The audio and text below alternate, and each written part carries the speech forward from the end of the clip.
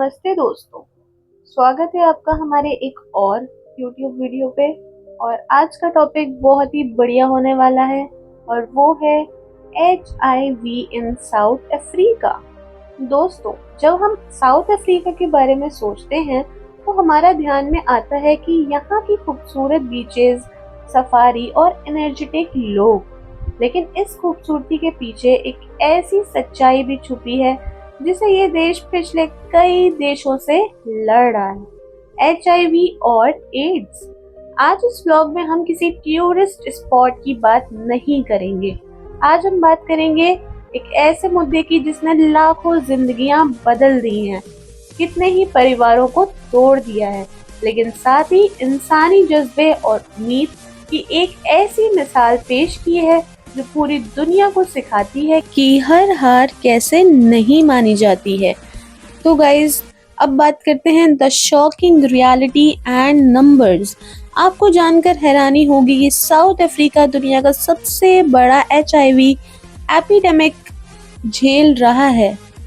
यहाँ लगभग 7.5 से 8 मिलियन यानी 75 से 80 लाख से भी ज्यादा लोग HIV के साथ जी रहे हैं। इसका मतलब है कि हर साल 5 में से एक एडल्ट पर्सन HIV पॉजिटिव है। ये सिर्फ एक स्टैटिस्टिक्स या पेपर पर लिखे नंबर नहीं है, ये लाखों ऐसे परिवार हैं जिन्होंने अपनों को खोया है। लेकिन हर सवाल यही उठता है कि एक ही देश में ये वायरस इतना ज्यादा कैसे फैला हुआ है। इसकी शुरुआत कहाँ से हुई, क्या हुआ, हिस्ट्री एंड ऑल, मैं सब आप लोगों को एक्सप्लेन करती हूँ। History and the denialism era 1990s और 20s का। तो दोस्तों, अगर हम इतिहास के पन्नों को पलटें तो 1990s और अर्ली 2000s का दौर साउथ अफ्रीका के लिए सबसे काला दौर था। उस वक्त गवर्नमेंट लेवल पर इस बीमारी को लेकर बहुत गलतफहमियां थी। यहाँ तक कि कुछ लीडर्स ने इसका इलाज और ARV मेडिसिन को इग्नोर किया। इस दौर में सही जानकारी ना होने और इलाज देर से मिलने की वजह से लाखों लोगों ने अपनी जान गंवा दी। ये एक ऐसा दौर था जब लोग बीमारी से कम और सही टाइम पर इलाज ना मिलने की वजह से ज्यादा दम तोड़ देते थे। इस दौर ने पूरे देश पर एक गहरा जख्म छोड़ दिया था। तो चलिए गाइस, अब बात करते हैं the stigma and social isolation. पहले के समय में HIV शब्द बोलना भी एक पाप समझा जाता था। स्टिग्मा यानी समाज का डर इतना ज्यादा था कि अगर लोगों को पता भी चल जाए कि किसी को HIV है तो उन्हें परिवार से और समाज से अलग कर दिया जाता था। लोग डर के मारे अपना टेस्ट नहीं करवाते थे। उन्हें लगता था कि टेस्ट करवाया तो उनकी सोशल लाइफ खत्म हो जाएगी, जॉब छूट जाएगी और लोग उनसे दूरियां बना लेंगे। बीमारी का डर उतना नहीं था जितना सामाजिक और सोशल रिजेक्शन का डर था उनको।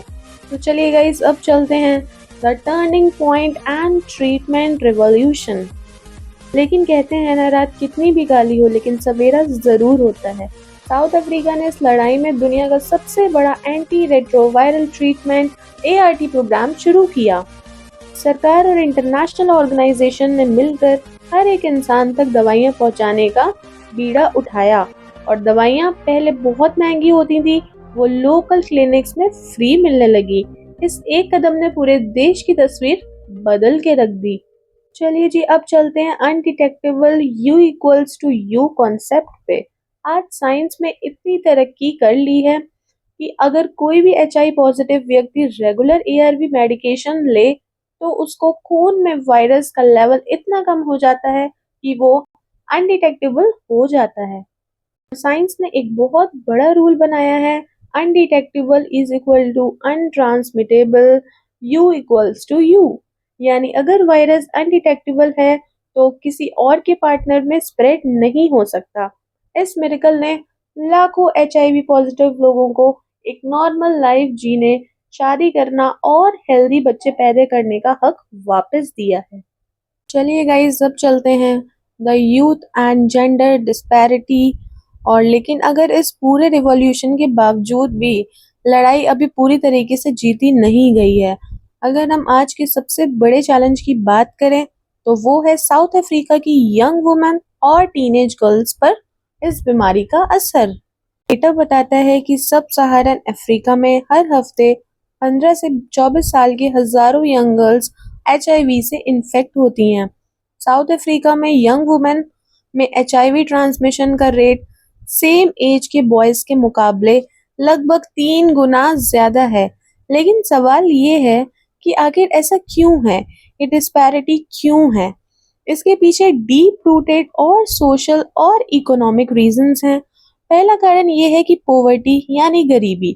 जब किसी परिवार में खाने के पैसे नहीं होते तो यंग गर्ल्स अक्सर ओल्डर मैन, जिन्हें यहाँ लोकल स्लैंग में ब्लेसर्स कहा जाता है, उन पर फाइनेंशियली डिपेंडेंट हो जाती हैं।